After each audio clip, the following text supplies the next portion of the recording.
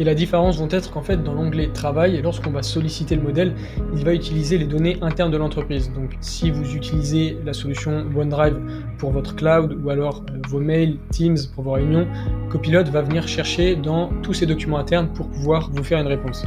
En revanche, lorsque vous allez utiliser l'onglet Web, le modèle va principalement aller chercher dans des sources internet publiques. Donc, je vais faire un exemple dans chacun des onglets.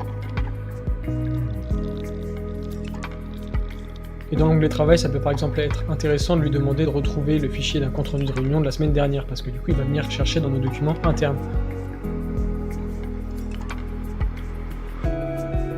Et donc on peut voir qu'il a fouillé dans mon OneDrive et qu'il a trouvé 2 comptes rendus de réunion. Je vais également faire un exemple dans l'onglet Web, et là un exemple qui serait plus pertinent serait de lui demander les prévisions de croissance du secteur du BTP dans les années à venir. C'est plus pertinent parce qu'il va aller chercher des sources du web plutôt que mes documents internes. Donc voilà, il me fait une petite analyse, et à la fin, comme un peu toutes les solutions d'IA, il met en évidence les sources qu'il a consultées pour me rédiger ma réponse.